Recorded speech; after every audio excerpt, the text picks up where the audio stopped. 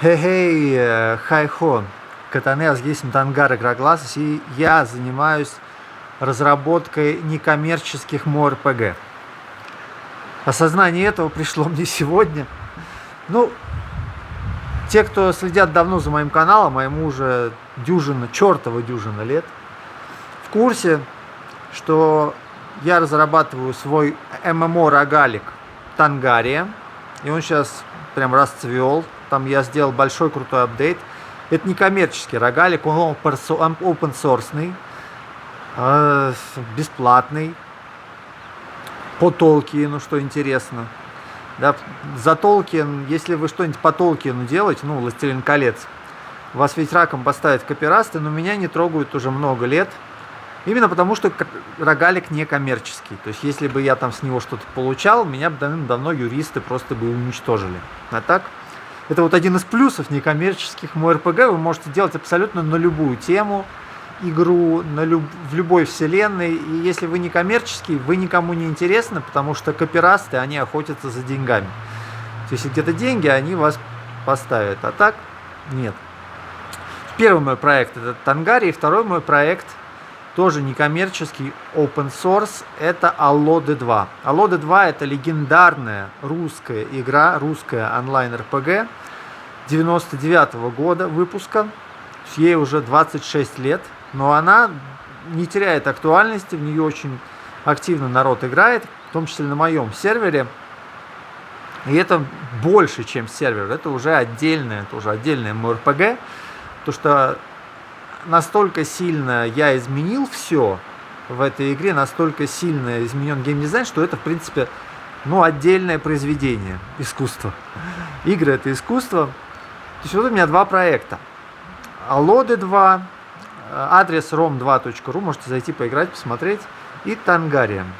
И я сейчас занимаюсь разработкой третьей своей онлайн-игры мультиплеерной, это Idle.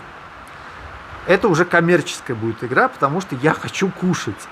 Я хочу закрыть свои базовые потребности для жизни, занимаясь любимым делом. Я вот занимаюсь разработкой игр уже, получается, 6 лет. И вот эти 6 лет я занимался в основном разработкой этих некоммерческих проектов двух, Тангарии и Алодов. И, соответственно, естественно, ничего на них не заработал.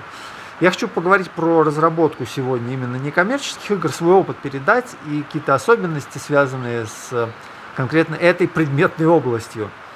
Потому что большинство людей, когда им говоришь про МОРПГ, про онлайн-игры, они в первую очередь видят в этом какие-то корпорации гигантские, видят в этом какие-то деньги, инвестиции, необходимые для разработки, ресурсы какие-то нереальные. Я все делаю сам, я один, и вот у меня два проекта. И я их тяну, и я их сейчас вывел в то состояние, о котором я мечтал. Вот как бы у меня была изначально какая-то идея, как я вижу, допустим, Allode или Тангарию. И то, что, так как понятно, что эти проекты, я их не с нуля совсем написал, да. То есть Тангария, она сделана на основе Мангбанда, которая сделана на основе Ангбанда. То есть там такая длинная цепочка, и в целом, как бы, можно сказать так, что вот эти рогалики, они же все пошли откуда? От игры Рогью, поэтому и рогалики. И после Рогью, можно сказать, следующий представитель — это Ангбанд. Это open source Рогью. И, в принципе, в моей Тангарии там есть код вот этого самого, это и есть Ангбанд, просто многопользовательский. Соответственно, эта игра, которой я занимаюсь, Тангарией, ее до меня 40 лет уже разрабатывали как. И я вот сейчас как бы это продолжаю. И как бы сделал свой, это называется, вариант. Вариант, кто-то называет это мод, но это, в принципе, отдельная игра, потому что она совершенно не похожа ничем на свои предыдущие итерации. Вот. Но, тем не менее, как бы у меня была основа у Тангарии, и Allode 2 это сервер. Это сервер вот этой вот онлайн-игры, но я настолько тоже сильно его поменял, что это как бы стало отдельной игрой. То есть вот эта вот граница между тем, что ты модишь что-то, делаешь мод какой-то игры, и то, что это становится отдельной игрой, она очень такая размытая. И мне кажется, она в целом идет вот эта граница в том, что ты как бы, когда в нее играешь, ты не очень сильно узнаешь оригинал. Вот когда вот это вот ощущение того, что это не похоже на оригинал, появляется, значит, это какая-то новая игра. Вот. То есть, вот, мне кажется, вот это вот такое, может быть, немножко... я русский начал забывать. Умозрительное что-то, да, такое, умозрительное, эфирное, да, момент. Ну и сейчас я делаю, да, коммерческую игру, именно чтобы себя прокормить. Я надеюсь, она скоро появится. Но я, конечно, до сих пор еще очень много ресурсов своих. У меня единственный ресурс — время. Я трачу на вот эти вот проекты, на Тангарию и Алоды. Собственно, я вот сейчас с Алодами сначала... Я думал уже, у меня давным-давно уже по плану должен был выйти мой Idle Mir. Это ММО Idle игра. Но я вот сейчас вот 2 месяца потратил сначала на Алоды. Много очень всего там сделали мы. И второй, еще 2 месяца вот сейчас потратил на Тангарию. То есть вот у меня 4 месяца в этом году, у меня 4 месяца назад должна была выйти моя коммерческая игра, но вот у меня зачесалась. И чем больше ты занимаешься разработкой, неважно чего, тем больше у тебя растет скилл программирования, тем, соответственно, больше ты хочешь сделать, ну, вот своих каких-то pet projects, это называется, вот в этих вот некоммерческих проектах. Почему они некоммерческие на самом деле? Вот этот вот момент, когда игра и почему она становится некоммерческой. Тут может быть 2 пути. Первый, когда ты делаешь игру изначально как pet project, то есть pet — это домашнее животное, да, то есть ты работаешь на какой-нибудь работе программистом, ну, ты думаешь, в свободное время, ну, да, сделаю-ка я какую-нибудь игру по приколу чисто. Ну, то, что вот мне хочется попробовать сделать игру. Ты берешь и делаешь, потому что ты можешь. В принципе, любой программист, он может это сейчас сделать, у него сейчас еще движки есть. Ну, в принципе, вот этот самый, можно сказать, что Angband — это и есть движок. Да, то есть ты можешь там, я первый год, когда над ним работал, я исключительно менял файлы конфига, ну, как сказать, конфиг. Там просто, ну, это движок. Вот, то есть там можно вообще все кастомизировать в вот этих вот там десятках конфиг файлов, которые тоже размером нереальным каким-то. То есть это текстовой движок. Вот у Angband это текстовой движок, такой символьный, окей, рогаликовый. В общем, сейчас это гораздо проще. И бывает, что люди просто берут и говорят: окей, я буду делать вот свою некоммерческую игру просто чисто для фана. Иногда оно перерастает потом в коммерческую, потому что человек понимает: о, как-то зашло, и можно на этом зарабатывать, и в итоге можно из этого сделать как бы дело своей жизни. Прекрасно так получается. Но конкретно вот у меня другая история. Я начал заниматься Тангарией, тоже по фану. Потом у меня была идея сделать это каким-то коммерческим моментом. Я думал, ну, может, я ее в Steam выпущу, что-нибудь. И я просто занимался как вот могу, как мне нравится. Я делал игру, в которую мне интересно играть. Но это очень сложная игра. Даже рогалики, традиционные рогалики, такие как NetHack, Angband, DCSS, Adom, Tomy. Ну, вот кто знает эту 5 святую рогаликов, ну и вот Angband. Angband и Тангария — это, в принципе, такие близкие родственники очень, мама и сын. И как бы даже вот эти рогалики, которые я перечислил, они считаются очень хардкорными и сложными играми. Нишевыми, узкими, там очень высокий порог входа. Но даже среди тех людей, которые играют в эти рогалики, мой рогалик Тангария, он является очень сложным, безумно сложным, потому что у меня в реал-тайме все. То есть обычно рогалики все пошаговые, а у меня semi-real-time, то есть полупошаговый режим. То есть все в реал-тайме, как там 1 секунда один ход примерно, да? То есть это как шахматы, как пули в шахматах, да? 1 секунда 1 ход. Но когда тебя ранят, время замедляется, и у тебя есть больше времени, чтобы, ну, 2 секунды на ход, чтобы принять решение. В таком ключе. Поэтому, как бы, я начал делать Тангарию, я увидел, что, ну, во-первых, любой проект, когда ты запускаешь, тем более ММО проект, который очень сильно зависит от онлайна, тебе нужен пиар какой-то, какая-то история, тебе нужно рассказать про него всем. И несмотря на то, что у меня есть YouTube-каналы и какая-то у меня есть минимальная медийность, не очень, в общем, получилось про это все рассказать хорошо, ну, настолько, чтобы как бы много людей затащить в игру. То есть, ну, я затащил, может быть, там 1000 человек, ну, 2, ну, 3. 3, окей, наверное, 3000, так вот, примерно. Из них очень мало людей осталось, потому что игра очень сложная. Еще раз, я изначально тоже сделал ошибку такую. Я даже написал сейчас статью у себя на сайте про ошибки при разработке МРПГ. Я сделал ее очень хардкорной сразу, потому что я делал под себя. Я до этого рогалики, первый раз я в рогалик поиграл там в 95-м году. И до этого, до того, как я начал заниматься Тангари, я уже тоже наиграл в Тамнет и в Мангбанд. Это другие мультиплеерные рогалики. Я уже я делал игру для себя, в которой мне будет интересно играть, а я уже в рогалике наиграл там 1000 часов, не знаю, может десятки тысяч даже. И у меня очень специфический взгляд, я сделал очень сложную игру, слишком сложную. Сейчас я это, кстати, поправил. У меня новый апдейт последний, который я сейчас сделал. Я очень сильно все упростил, прям вот в разы. Добавил новый режим, сделал его по умолчанию более простой. И сразу же народ потянулся, и сразу же как-то больше народу стало играть, и всем больше нравится. Вот, то есть такая большая ошибка, на самом деле, тоже делюсь опытом. Это дизайнить игру под себя, делать игру, в которую ты хочешь играть. Это работает, для некоммерческих игр это работает, да. Ну, то есть, вот если ты делаешь коммерческую игру, ты решил сделать коммерческую игру, но ты ее делаешь такую вот, сделаю-ка игру, которую мне хочется играть, в которую я вот такой, очень скилловый игрок, сделал такую хардкорную игру, скорее всего, ты сделаешь игру, в которую мало кто будет играть очень. То есть коммерческие игры, они должны быть простыми по дефолту. Там можно добавить режимы более сложные, допустим, хардкор какой-нибудь, да? Ну, как вот в Диабле, там есть хардкор и обычный режим. В обычном режиме ты умираешь, ничего не теряешь. На хардкоре ты умираешь, теряешь персонажа.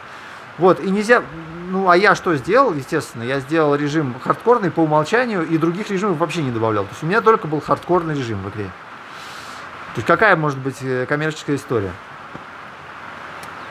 То есть я хочу сказать еще важный момент, потому что вообще это нормально, нормально разрабатывать коммерческие игры, нормально зарабатывать, это правильно. То есть ты не становишься там жадной и тупой скотиной из-за того, что ты там хочешь просто банально свои базовые потребности, там еду, жилье оплатить с того, что ты разработал игру. Это нормально и нужно к этому стремиться в принципе. Вот. Если уж ты решил сделать делом своей жизни особенно. И не обязательно делать какие-то pay-to-win механики, есть миллион способов монетизации, которые тебе принесут там 500, там, $1000 в месяц твои, чтобы тебе хватало на жизнь. Вот, спокойно. И ты будешь делать эту игру свою какую-то. Ну, можно заработать сильно больше, можно сделать более что-то донатное, То есть, еще раз, я хочу сказать, что вообще в целом зарабатывать на играх это не стыдно, потому что на самом деле, наверное, у меня было такое предубеждение изначально, то что когда я делал свой этот рогалик, такой open source весь, это тоже такой понт, знаете, то что вот я делаю open source игру, она бесплатная, она не коммерческая, там нет pay to win, вот такой я крутой. Но это на самом деле тупо, это тупо, потому что окей, если ты миллионер, это нормально и здорово, это хорошо, да, но в целом, если ты обычный человек, а я обычный человек, то нужно думать о том, чтобы что-то, какую-то минимальную деньгу получать, просто как оплату за твой труд разработчика. То есть ты тратишь там тоже сотни, тысячи часов на программирование, и получается, ты ничего с этого не получаешь.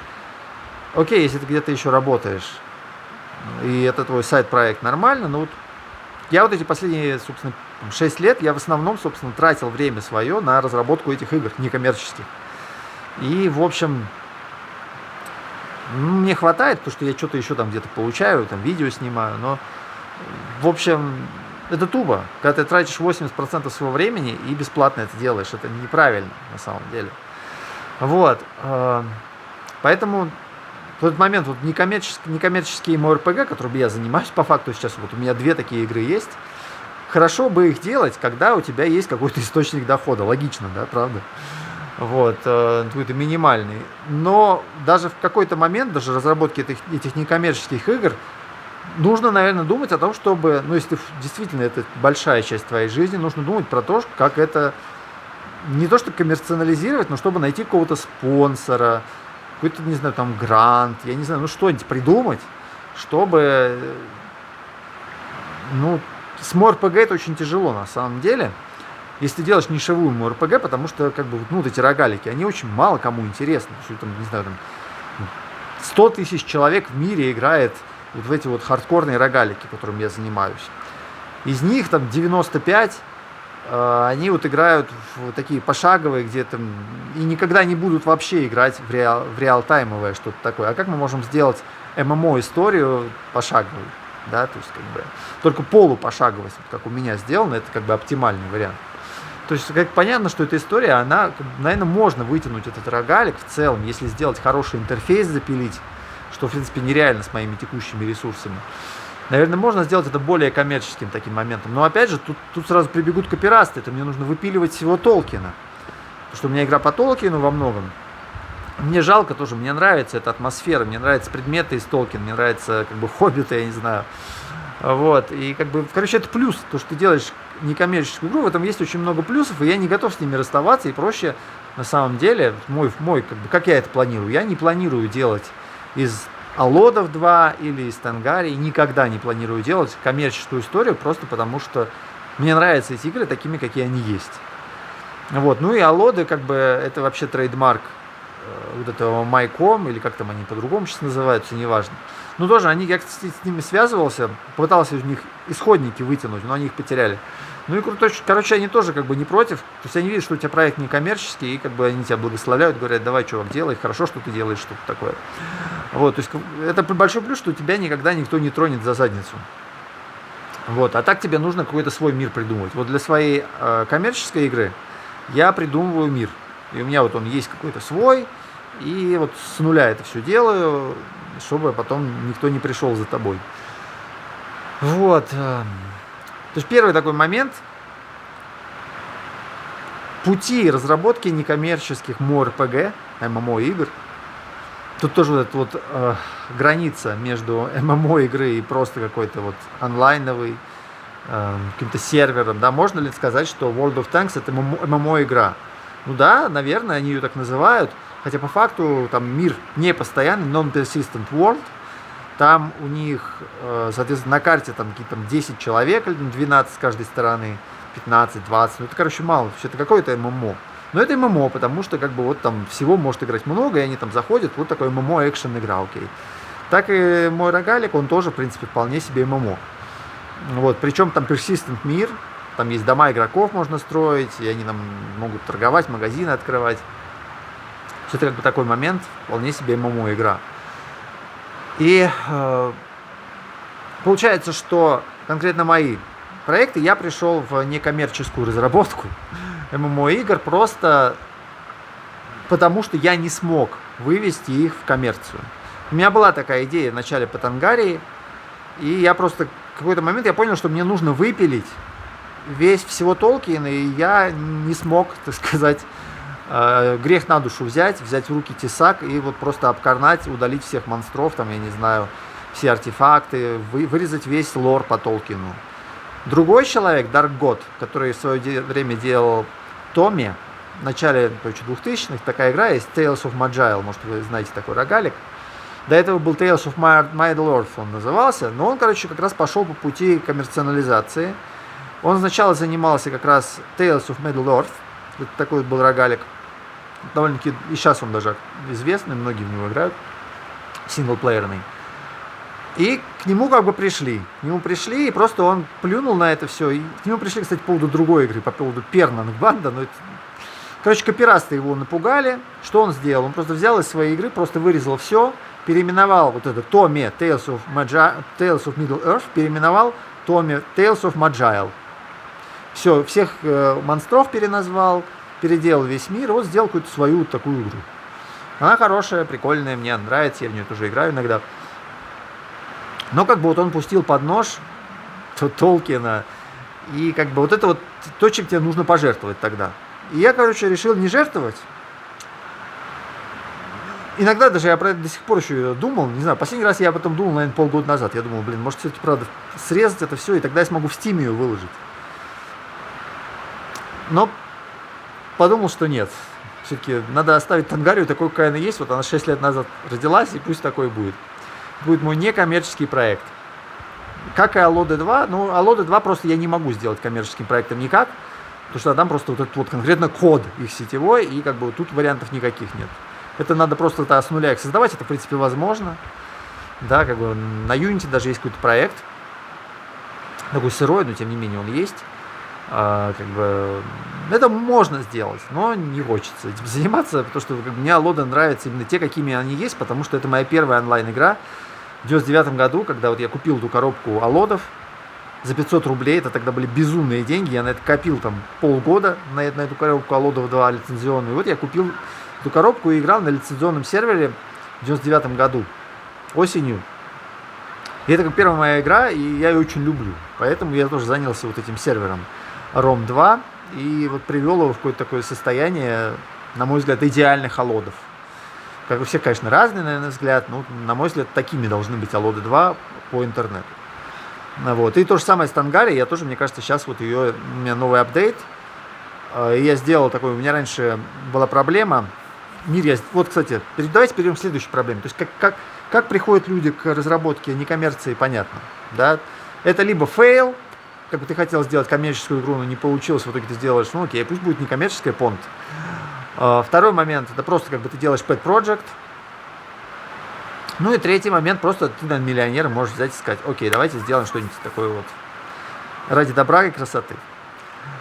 Следующий момент, это, собственно, когда ты начинаешь разработку, я хочу сказать про такую важную самую ошибку всех подобных игр.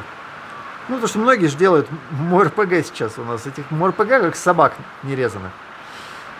И главная ошибка – это размер мира и вообще масштаб. Люди как бы не понимают масштаб и не чувствуют его, и думают про это уже в последнюю очередь. И я не исключение.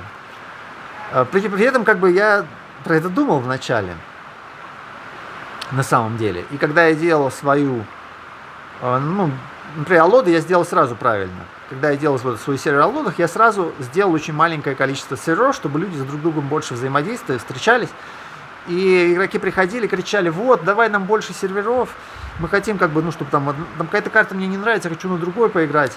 Но я, как бы, никогда не добавлял серверов, у меня для каждой сложности свой один сервер, и в итоге всем очень прикольно было, потому что игра нишевая, игра маленькая, и вот они вот в этом маленьком мирке все время трутся игроки друг об друга, и это в этом, собственно, фан ММО игры, правда? То есть нужно всегда соотносить масштаб. И с Тангари то же самое, на самом деле, я правильно сделал поначалу, в том плане, что я до этого играл, до того, как я начал делать Тангарию, я играл 3 года в Тамнет, и там как раз очень гигантский мир, он прям вот нереально гигантский, он весь пустой. И там в какую-нибудь локацию, чтобы прийти из одной в другую, тебе порой нужно потратить 20 минут. И это очень скучно, нудно, мне дико не нравилось. И вот когда я свою Тангарию начал делать, я подумал, о, не хочу так. Сделаю гораздо меньше. И уменьшил размер мира очень сильно.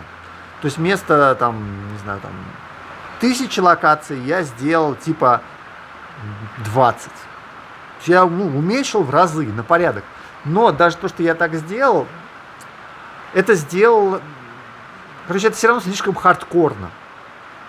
Что я сейчас сделал в Тангарии? Я вот, только что апдейт вышел, я сделал одну локацию. Одну локацию в моей RPG-игре, да. В которой есть вход в подземелье. Один вход в подземелье в одной локации. Все. Ну, это подземелье, оно бесконечно. Соответственно, ты по нему можешь ходить туда-сюда. И я сделал очень сильно упростил, но про это мы отдельно поговорим про упрощение, про дефолтный режим. То есть фишка в том, что если вы делаете, особенно нишевой проект, даже если вы делаете, вот вы планируете, вот сейчас сделаем мой РПГ, будет в нее играть 100 тысяч человек, вот вначале-то в нее будет играть 100 человек, или 10, ну ладно, 500, если вам повезет, и то вряд ли. Поэтому сразу же, первое, что вы делаете, вам нужно сделать прототип, ну или вообще в целом игру рассчитывать на то, чтобы там было, мало места, чтобы тесненько было, уютненько. Игроки, им по фану будет с друг другом взаимодействовать. А если они хрен знает где там, проблема практически всех шардов в ультиме, ну серверов в ультиме, в том, что игроки, они мир Ultima Online, он гигантский, они там насували еще аддонов новых, еще сильнее его увеличивали, и каждый человек, который делает свой сервер в ультиме, он считает своим долгом взять и, значит, все локации добавить из всех аддонов. В итоге, знаете, вот этот тонкий слой масла по вот такому толстому батону намазывается, и игроки не могут друг друга найти, и запыкашить, и вообще скучно становится и плохо. Поэтому первая ошибка, в некоммерческих играх особенно, да, это слишком большой мир. Делайте самый маленький, который только возможно. Может быть, даже вот реально, ну, если это какая-то такая вот игра типа Алодов, Тангарии, чтобы там была вот реально одна какая-нибудь карта, вход в подземелье, и пусть там игроки как бы вот там вокруг трутся все. И это им понравится. И строят дома прямо в этом же городе. Не нужно жадничать. То есть я вижу тоже Мангбанд, ну и там на это все, они там все время как бы, вот есть город нельзя трогать. У себя в Тангарии я разрешил строить в городе. То есть вот тут стоит магазин, NPC, ты можешь рядом воткнуть свой дом. Ну просто чтобы он не мешал. И чтобы там было несколько тайлов в таком ключе.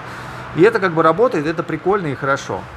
Вот, то есть не нужно жадничать, наоборот, как бы людям, если особенно у вас маленькие популяции, им будет прикольно жить в городе. Как бы игроков нужно любить на самом деле. С одной стороны, ты как геймдизайнер, ты всегда с ними воюешь, потому что игроки пытаются начитерить, игроки пытаются попроще как-нибудь какой-нибудь билд такой сделать, ломательный, имбалансный. И ты как разработчик, как админ, как геймдизайнер все время с ними воюешь. Ну, как как с детьми с малыми, да, которым ты говоришь, нельзя конфеты есть, они все равно ты их спрячешь, они их найдут. Вот. Но при этом ты как бы должен их любить, как своих вот малых детей, да, это как бы такой вот момент. Кнут и пряник. Вот, поэтому это первый момент, размер мира. Второй момент, сейчас в Тангаре я что поменял? Я сделал по дефолту гораздо менее хардкорный режим. То есть у меня был по дефолту вот этот режим, в котором мне нравилось играть, где очень сложно, где тебе нужно было все время в цейтноте быть, там в таком ключе, что ты пойдешь в какое-нибудь подземелье, если ты там перекачаешься, ты не сможешь в него вернуться. И тебе нужно идти в следующее, которое гораздо сложнее. И поэтому тебе нужно всегда стараться минимальное количество уровней набирать, чтобы смочь как бы посетить все подземелья, потому что в каждом подземелье есть босс, из которого падает еда, без этой еды ты сдохнешь. Короче, я сделал очень сложный, накрутил режим, в котором мне очень нравилось играть. Он и сейчас есть, я его тоже оставил, но как бы я его сделал не по умолчанию. По умолчанию у меня вот одна локация, одно подземелье, и там такое более-менее ну, простая игра, по моим меркам. Но по меркам вновь приходящих очень сложная все равно. Вот, то есть как бы это такая тоже большая ошибка, мне кажется, многих, то, что люди делают слишком хардкорное что-то по дефолту. Вообще важный урок всем вам и мне, наверное, тоже на носу зарубить. Не нужно бояться, вообще, даже так, не нужно бояться, хрен с ним бояться. Нужно делать разные режимы игры. К этому только на самом деле приходит, кстати, жанр MMORPG, он только к этому сейчас приходит. То есть вот появились, например, сервера кастомные в World of Warcraft, где хардкор есть. Вот даже уже Близы почесались и сделали такие сервера. Что это такое? Это вот дополнительные опции сложности. Для людей, которые искушенные, которым уже все надоело, вот они могут брать и играть в более сложном режиме. И как бы это будущее MMORPG, можно сказать, эти вот режимы понятные, ну и настоящие сейчас уже. То есть вот у меня, например, в моем рогалике, в Тангарии, сколько у меня режимов. И, кстати, в Алодах тоже дофига, я тоже в Алодах добавил целую кучу. Значит, в Тангарии есть режим дефолтный, который вот был сложный такой, Exploration. Новый, который по дефолту сейчас включен, Deep Town, где вот одно подземелье. Дальше есть режим Цейтнот, это когда ты проваливаешься с уровня на уровень через какое-то время, то есть у тебя на каждом уровне лимитированное количество времени ты можешь провести. Тоже я очень хотел такой режим. Вот режим, который как бы в нем очень сложно выиграть, но ты в него играешь не ради того, чтобы выиграть, а ради того, чтобы подальше где-то вот подольше прожить, грубо говоря. Хотя, наверное, выиграть тоже можно, в принципе, если так скиллово сыграть и повезет, то еще реально. Там есть города, они тоже встречаются периодически, каждые 20 уровней. Ну, как бы, в общем, такой вот момент. Сложный, это, наверное, самый сложный из всех режимов, которые в рогаликах сейчас существуют во всех. Сложнее, чем в Томнете Iron Man, потому что как бы в Томнете Iron Man там люди задрачивают весь уровень, не защищают, там вылизывают. Это очень скучно, нудно и мне очень никогда не нравилось. Вот этот вот Цейтнот я под себя придумал, и он очень клевый, классный режим. Короче, третий. И четвертый, это, собственно, Iron Man. Ну, который я тоже сделал, пусть будет. Потому что многим людям нравится играть в дворника, зачищать все уровни полностью и потом спускаться вниз, там нельзя подняться наверх, в этом идея. Вот, соответственно, вот эти 4 режима, плюс поверх них, они отдельные. То есть ты должен выбрать один из них какой-то. Но плюс я добавил еще режим хардкор, он всякие более усложняет все, и режим турбо, он отключает замедление времени. И вот эти два режима ты можешь поверх накладывать других. Если вы понимаете, сколько режимов. Если так посчитать, то гораздо там дюжина режимов получается разных. За счет этих наложений нам еще дополнительно я добавил. Не буду про них говорить, это узко. И в Алодах то же самое. То есть как бы вот фишка в том, что почему нужны режимы разные в MMORPG играх. Потому что когда ты делаешь сингл игру, ты как бы делаешь в целом игру, в которую ну, вот один игрок поиграет, второй, третий. И они как бы соло играют, да. В мультиплеере кучу игроков набиваются на один сервер. И всем нравится всякое разное. И вообще, как ты делаешь ММО-игру, ты как бы рассчитываешь на максимальный охват, на максимальный масштаб. Как бы, MMORPG это про масштаб, про охват, про разных людей самых, которые вот они вместе там сталкиваются. И фишка в том, что как бы правильно и хорошо, особенно сейчас в этом изобилии ММО-игр, давать людям, давать игрокам возможность кастомизации того, что они хотят получить из игр. Потому что кто-то играет в MMORPG ради казуального какого-то общения, кто-то играет ради эндорфинов, кто-то играет ради, там, не знаю, унижений, там, ПВП какого-то, кто-то играет ради коллекционирования предметов, кто-то играет ради, не знаю, там, каких-то челленджей, ачивок. Короче, у каждого свои какие-то вот желания. И вот важно сейчас, мне кажется, разработчикам игр в целом давать возможность любому игроку найти свой вот какой-то вот режим, в котором ему прикольно играть. И вот это вот моя главная ошибка в Тангарии, например. То, что я четко как бы я сделал один режим, супер хардкорный, очень сложный, с вот этими подземельями, в который ты вошел, не можешь выйти, если перекачался, ну, ты можешь как бы выйти, но просто сложнее будет. Короче, нужно делать максимальное количество разных режимов, и по дефолту должен стоять самый простой. Такая вот простая вещь, на самом деле, но для MMORPG игр это на самом деле ноу-хау, потому что в основном все MMORPG игры, ты когда создаешь персонажа, ты как бы вот просто берешь и делаешь персонажа, вот в линейке. В World of Warcraft сделал персонаж, ты им играешь. Ты не выбираешь никаких режимов, ты же выбираешь там, расу, класс. Какие режимы, блин, такого нет. На самом деле, как бы, это правильно, это круто, и это делает игру намного интереснее и лучше. Вот. Это по поводу кастомизации и выбора в целом пути начального. Что дальше?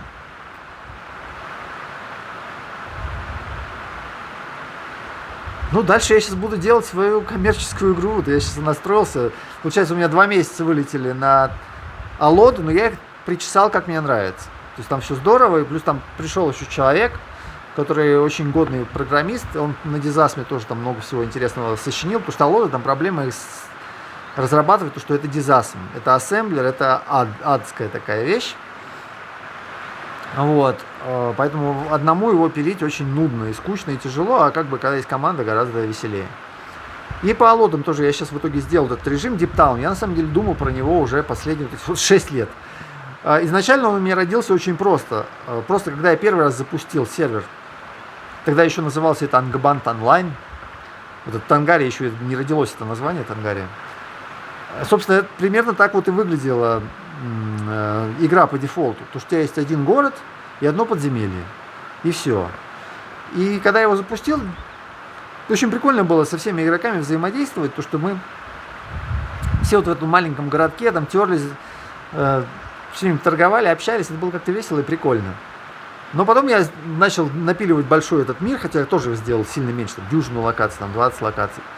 Но вот исчезло вот это ощущение уюта. И вот я все время, все вот эти 6 лет, я вот иду и думаю, блин, вот как-то было уютно играть вот в этом одном городе, блин, как-то вот, может, зря я сделал это все. И, знаете, было просто обидно, я столько труда потратил на создание вот этого большого мира, ну там 20 локаций, но они руками созданы, понимаете, это же пиксель-арт, там эти 20 тысяч тайлов нарисовано, да, и вот эти вот там, каждое здание, там, эти объекты все, ты все это сделал руками, и тебе просто жалко это все похерить. Вот, но я все-таки нашел все силы, и хорошо, что я это сделал. Просто я сделал это опциональным режимом. И кто хочет, может в это играть, кто, ну, в Exploration, кто хочет, может играть в этой маленькой уютной локации. Хотя я сейчас играю в маленькую уютную локацию, потому что в ней очень клево. И как бы, знаете, очень было жалко именно за бесцельно прошлые годы. Очень было жалко, что ты как бы потратил кучу сил, сделал вот этот вот, ну, вот этот мир большой, он такой красивый, здоровский, а получается, это как по факту это ошибка геймдизайна, потому что такой мир, даже 20 локаций для маленького онлайна это много. Ну и помимо этого просто даже это супер хардкорный режим, который я изначально сделал для себя, это тоже тупо, потому что в итоге как бы, ну, если это нормально, если ты сам играешь в эту ММО игру, ну, там один и еще там, не знаю, с тобой там 5 человек каких-нибудь, которые тоже как бы скиллом таким владеют. Но таких больше людей, с которыми просто неоткуда даже вырасти, понимаете? То есть, чтобы появились люди, которые такие скилловые, способны играть в этом режиме, по дефолтном Exploration, они должны откуда-то появиться, блин. Тебе нужно их научить, они должны сначала поиграть в более простом режиме. Когда он им надоест, они могут играть уже в более сложном. В таком ключе. И опять же, нужна мотивация игроков. Я добавил режим, добавил такую штуку, как очки аккаунта. То есть, чем больше ты играешь в рогалик, тем больше у тебя копятся очки аккаунта. То есть, ты умираешь персонажами, у тебя остаются очки аккаунта, и они дают небольшие бонусы. И получается прогресс. Это такая тоже моя ноу-хау. Не знаю, где-нибудь в каких-нибудь рогаликах это нет. Ну, вообще, в ММО рогаликов там 3 штуки всего есть, так что, как бы, что тут. Вот, так что, ну, вот, мне кажется, очень удачная система, и тоже многим людям она зашла сейчас. Так что, ну, хотите, поиграйте даже тоже в Тангарию, зайдите. Но я конкретно просто хотел именно поделиться своими мыслями, связанными с разработкой некоммерческих игр, некоммерческих ММО игр, потому что это как бы особая такая тема, где есть свои подводные камни. Мне в итоге как бы нравится. Мне в итоге нравится, сейчас солнце вышло, было жарко. Нравится заниматься этими игрушками. Это именно удовольствие такое. То есть зачем вообще заниматься некоммерческими играми? Хороший вопрос тоже, да? Затем, что это кайфово. Затем, что это приятно этим заниматься. Затем, что это как бы, ну, ты делаешь игру, которая тебе нравится, в которую тебе нравится играть, и ты там запиливаешь какую-нибудь фичу. И это круто. И тебе игра стала лучше, и тебе нравится. Да, блин, ну, я не знаю. Просто чисто эндорфин разработчика. Вот. Такой как бы смысл в этом. Ради удовольствия люди разрабатывают некоммерческие игры. А зачем еще? Ну, чтобы мир лучше сделать тоже. То есть это такая волонтерская деятельность. То есть я вот эти 6 лет я потратил на волонтерскую деятельность. Я, так сказать, IT-волонтер, ребята. Здравствуйте. Вот. Ну и сейчас буду что-то, надо вот доделывать свою айдолку и что-то с нее заработать, чтобы мне хватило просто на хлеб с маслом. Посмотрим, как она зайдет. Ее тоже клево, мне нравится ее разрабатывать в целом, но так как я ее вообще полностью с нуля делал, я по жизни редактор. Мне нравится что-то улучшать. То есть есть какая-то система готовая, и мне нравится ее улучшать. В этом плане вот создать игру на каком-то движке мне больше нравится, чем создавать игру с нуля. Но, в принципе, я уже свой Idle мир создал уже с нуля, и сейчас его уже как раз сижу и улучшаю, поэтому мне тоже по фану. То есть в целом, как бы люди, они, можно сказать, делятся многие на таких креаторов, которым нравится что-то создать с нуля совсем. И редакторов. Это людям, которым нравится что-то подправлять, исправлять, улучшать в таком ключе. И я скорее редактор по жизни. Поэтому мне так тоже заходило и алодами заниматься, и тангарией, потому что там уже был какой-то фундамент. Но вот эту Idle мир я в итоге сделал с нуля. Это, конечно, челленджево было. Но в целом мне понравилось. Я сильно, конечно, прокачал скиллы сейчас.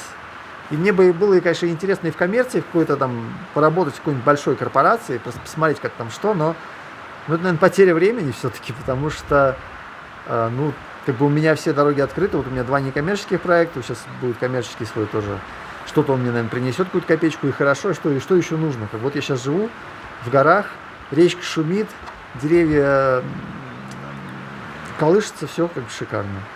Вот, скромно очень живу, но занимаюсь любимым делом.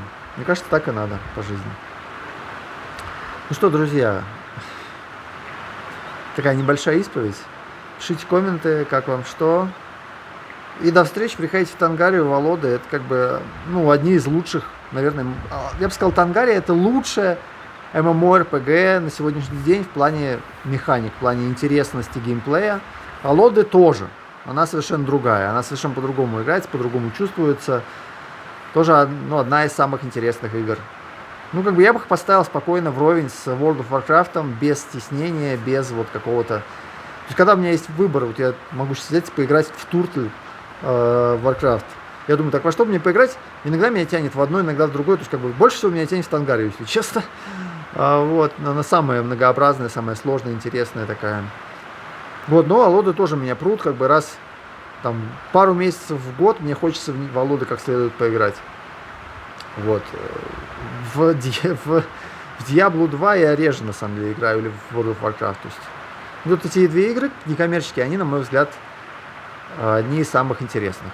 Ну, как бы у всех свое как бы, мироощущение. Наверное, это связано во многом моя любовь с вот этой ностальгией. Тоже, что эти игры, там, первый рогалик я поиграл там, в 95 году, я не знаю. И Алоды тоже мой первый ММО, наверное, с этим тоже это связано как-то. В общем, приходите, посмотрите тоже. И до встречи, пишите комменты, я, наверное, в следующий раз сделаю видео, ответ на вопросы. Ну и просто ответы на ваши комментарии, на ваши замечания. Всем удачи!